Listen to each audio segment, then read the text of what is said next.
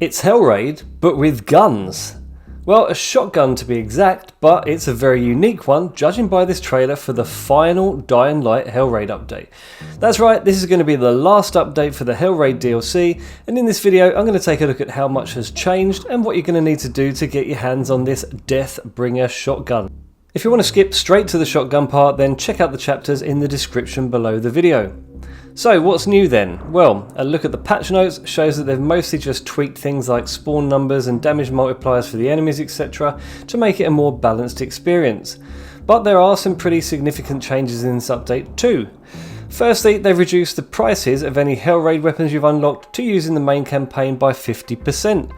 They've also added the Deathbringer blueprint, the Shockbearer shield and the Fire Wand to the list, so you can now officially use the Fire Wand in the main game. It does say in the patch notes that the Dark Wand should be there too, but despite having already unlocked that wand, it wasn't available in my Hellraid shop, and I'm not sure why that is, to be honest. In the Hellraid lobby, you'll find that the bounties have been reset so that completing them will now unlock the blueprints for all of these weapons, and there's the addition of the Loaded for the Undead quest for the Deathbringer shotgun. Sadly, they never did make Lucius an actual animated character, and he's still just kneeling there like a statue, unfortunately. But they did open up the armory area and added a new inspect option for each of the weapons' origins. In the game itself, they've added new environmental hazards like spikes and explosive barrels to use against the hordes, but if you're not careful, the explosive barrels can easily backfire on you, as I found out to my peril. They've also added 5 new crystals that, when used, buff your stats. Strangely though, they go into your weapon loadout and not your equipment loadout, so you can't just pick them up unless you have a free slot. The effects are pretty good, but with every buff there is a trade-off debuff, so you need to choose carefully depending on the situation. Lastly then, any arrows laying around now have to be picked up manually, as that no longer happens automatically. Right, now that that's out of the way, let's get on with how to get the Deathbringer shotgun. Firstly, you'll need to have achieved Hellraid rank 10 before you can do this quest, so if you've unlocked the Raider armor already, then you're good to go. So approach the bounty table, select the Loaded for the Undead quest, and you'll see that the target is to kill 666 enemies to unlock the shotgun.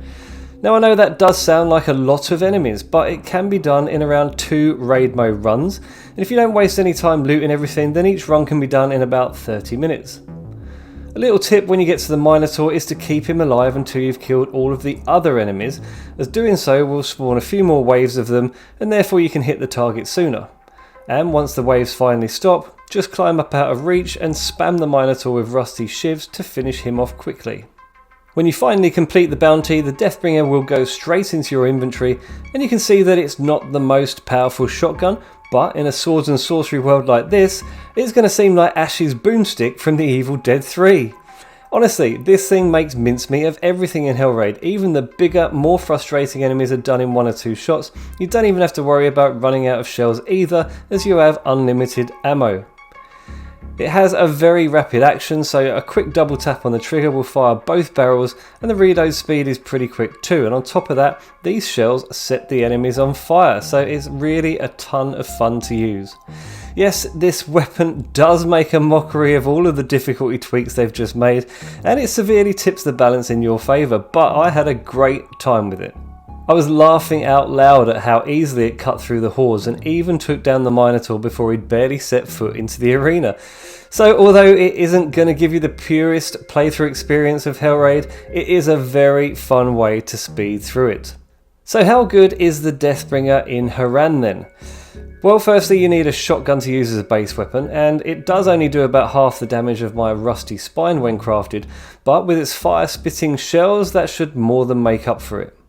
Speaking of shells, you will run out of them while using them out here, but it just takes regular shotgun ammo, so it is easy to restock.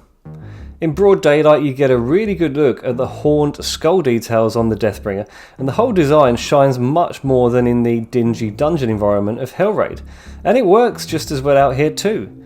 It is just as much fun fending off the virals and biters as the hordes of Hellraid, and I can see this being my shotgun of choice in future because it just puts a big smile on my face. I know that firearms in Dying Light aren't for everyone, but in my opinion, a zombie game without guns is just not a zombie game. So that's it then, the final Hellraid update we'll ever get for Dying Light. It was an expansion that nobody had expected when they announced it back in 2020, and it looked nothing like it does now at launch. I know many people were disappointed that they didn't get the separate Hellraid game that they had hoped for, but honestly I think that after the constant updates adding new areas, weapons and now a story mode, that what we have now is still a great little expansion pack for Dying Light. So what do you think about this final Hellraid update? Is it finally worth having, or does it still fall short of what you really wanted? Also, what do you think of the Deathbringer shotgun? Has it made Hellraid more fun, or has it just made it far too easy now? Let me know in the comments as always, and if you enjoyed the video then please leave a like and subscribe to the channel, and I'll see you on the next one. Cheers!